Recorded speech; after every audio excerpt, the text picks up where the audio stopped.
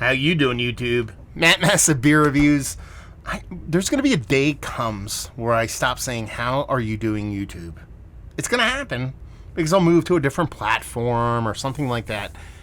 And I wonder how long it's going to take me not to say that because I've been saying it for like fucking almost 7 years now. Anyway, how you doing, YouTube? Matt Massive Beer Reviews, back a little bit of Homebrew Wednesday. You're like, what? That's not Homebrew. It certainly is. Homebrew from Outfield Beer Project. This be their double barrel Chaos Breaker. And this would be the Tahitian vanilla version of that beer. Say, what? This is bottle 19 of 43. This is bottle 8 of 17, son. So this comes courtesy of Sam from Florida. Outfield Beer Project. All, no spaces, all one word. At that shit on Instagram.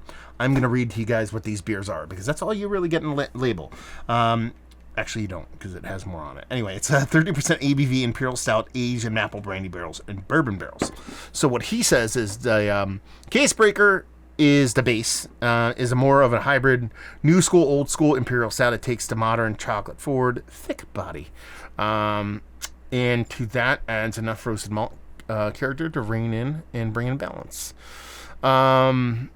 And let's see, that's the base. Okay, double barrel Chaos Breaker is a blend of Chaos Breaker, so that's the base.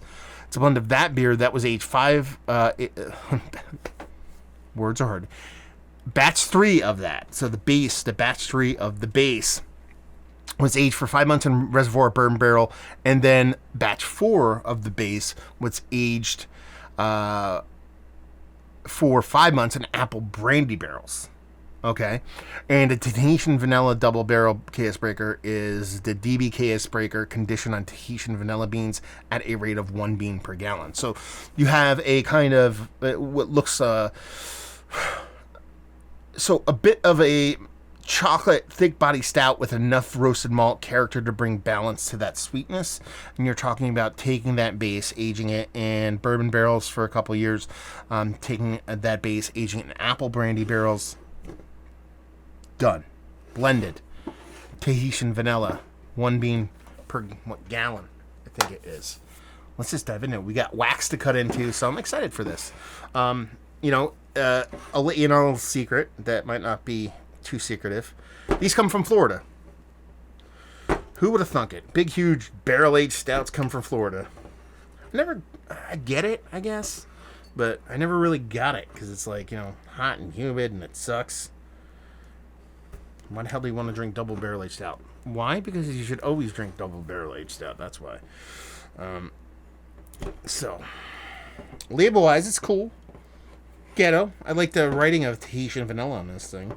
And it does have silver wax. We all know that silver wax is the most awesomest of waxes. So, let's see.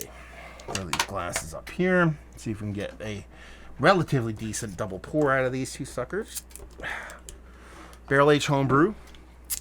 They've been known to explode from time to time. These look pretty stable. And then we'll see what's what. I've said this before, like kind of ad nauseum when it comes to these kind of beers. I hesitate to even call them. Let's get aggressive on the pour, see if we can get generate head on these. I hesitate to even call them, homebrew.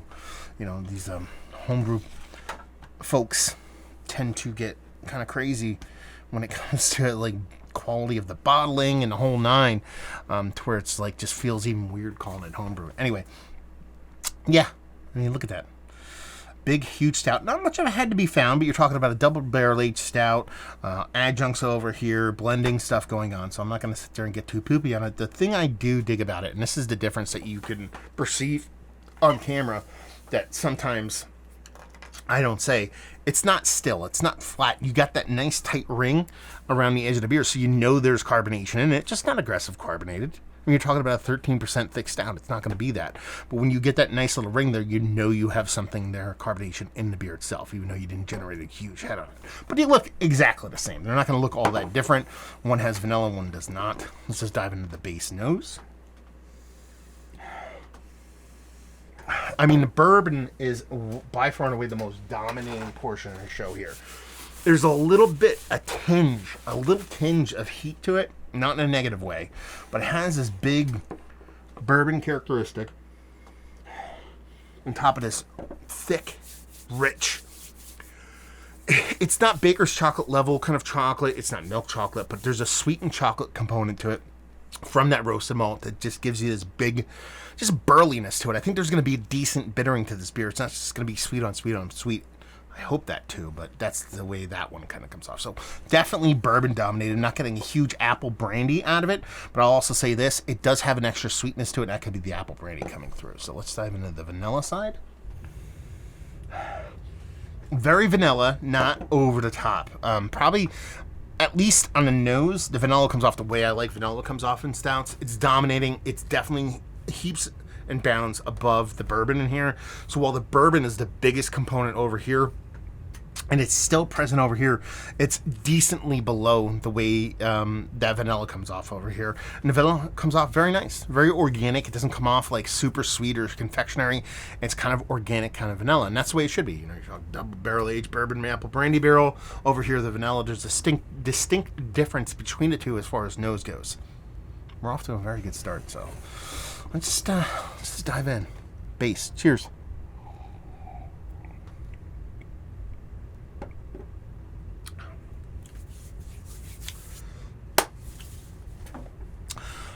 That's delicious. It's bitter. There's a nice roasted malt bittering to it that I was hoping to get, and it's there. And it makes me so fucking happy. Because, you know, that sweet on sweet thing, I don't like it anywhere. I don't like it in IPAs. I don't like it in fucking stouts, barrel-aged stouts, all that stuff. There needs to be, it doesn't have to be an equal thing. It doesn't have to be 50-50 across the board. This is a sweet beer. It's way more sweet than it is bittering. But the way it comes off in the mouth, the way it tastes, you're getting the beer in there. You're getting a big roasted malt component, a nice bittering, but there's also a big barrel kind of characteristic to this beer. Like there's a charriness, a big char chocolate component. It's like that. One of my favorite things in barrel aged beers you rarely get nowadays because it seems like everybody's just adjunct on adjunct.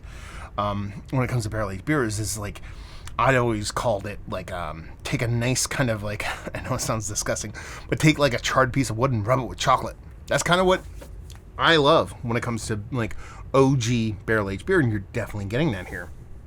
So you're getting that big roast malt component. You're getting that barrel in there, and that nice charriness with a little bit of chocolate, a decent amount of coconut. And while that bourbon was number one on the nose, and it definitely shows up in the taste, there's a much tighter gap between the two. And the apple brandy here doesn't necessarily come off as a spirit here. It almost comes off like a candied sugar addition for me, in a positive way. It's not a negative thing. And that you just get this pop of sweetness about 3/4 of the way through the sip. It is distinctly apple brandy. Apple brandy barrel is like one of my favorite barrels, period.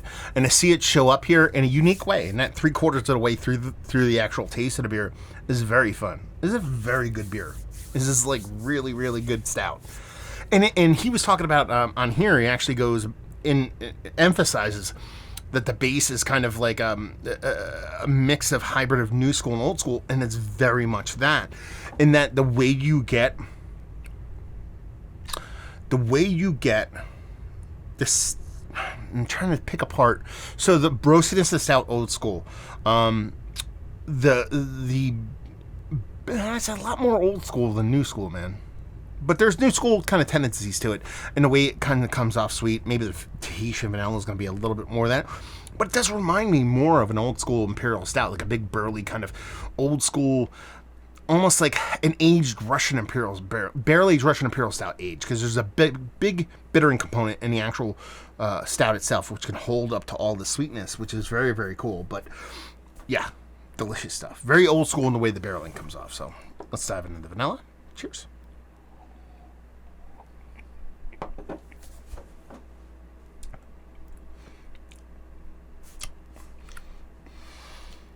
Listen, I'm not going to sit here and say I'm the biggest fan of vanilla. I know it's blasphemy. I know people that are vanilla junkies when it comes to barrel-aged stouts. It's like literally they want all the vanilla. You give it to them. Just give it. They just want every square inch of that vanilla be the most prominent thing in the beer. So I'm not that guy. I like subtle, soft vanilla. I like vanilla you get from a barrel. I like vanilla you get from neutral wood. I like that kind of vanilla. I don't like added vanilla. Not that I don't like it. It's not something I lust over. And this is pretty aggressive on the vanilla, but it still doesn't get too heavy-handed for me to really enjoy. I can tell you straight up, this is definitely my favorite of the two. But the way the vanilla comes off on this, very organic, but purposeful, but not heavy-handed. The only thing about the reason why this one doesn't win over this one is because it mutes some of the components over here that I cherish so much. Less bittering, less barrel char. Now, obviously, I'm assuming that these are the same exact blends. It's just he just basically Tahitianed the one blend. You know, he blended them together.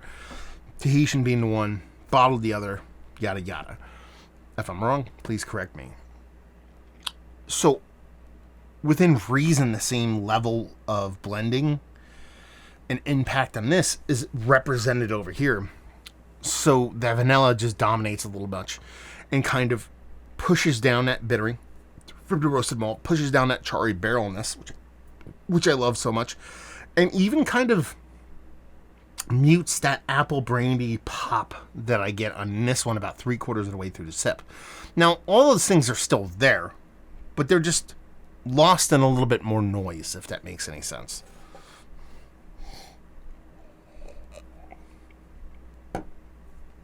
Because that vanilla is so big,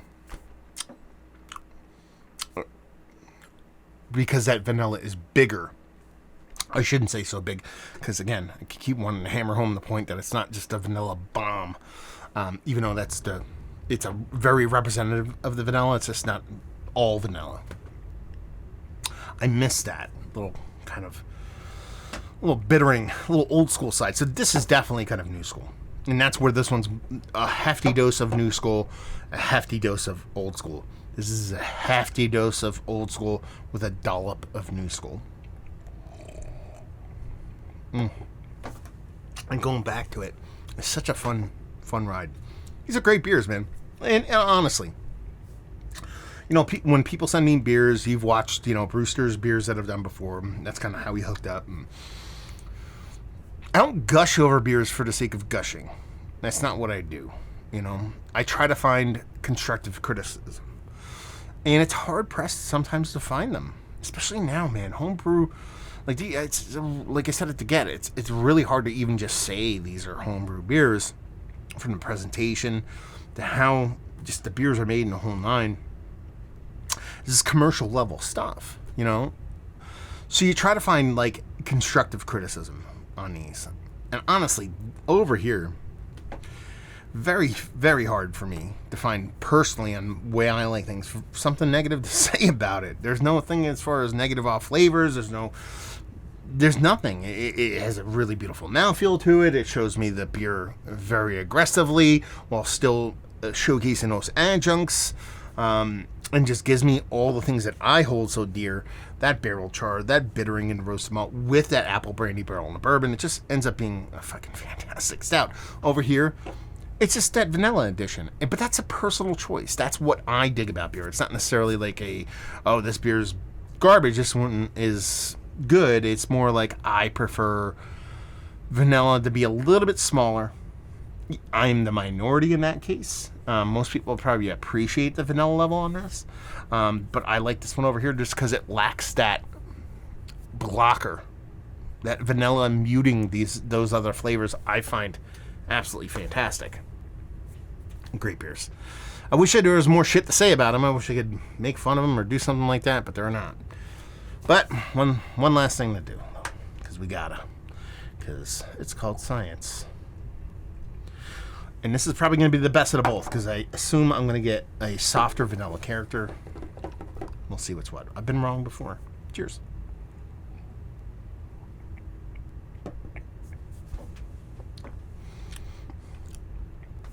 I still like that one better. I mean, the vanilla is lessened. And you do get a little bit more kind of that apple brandy moment here, but I'm still not getting back that toasty, roasty barrel char. And that little bit of roasted malt from that is a bit muted from the base beer. But really, really tasty stuff, man. Absolutely fantastic beer. And that's it. Homebrew over, man. Don't go into them as far as my favorite of all time or this is better than that. It's just good, man. Someone send me Sheet Homebrew, man. Please. I feel like I'm like just saying nice stuff all the time. Kind of makes me feel uncomfortable. Anyway, here we go.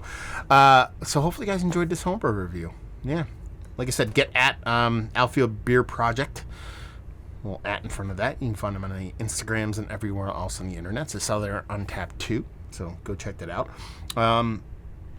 If you'd like to send homebrew, you're more than welcome. You can get at me at massabeers@gmail.com or matt@massabeers.com. Either of those work. Hopefully you guys enjoyed our review. Hopefully you're enjoying a little bit of homebrew right now. Hope we'll see you next time. Cheers.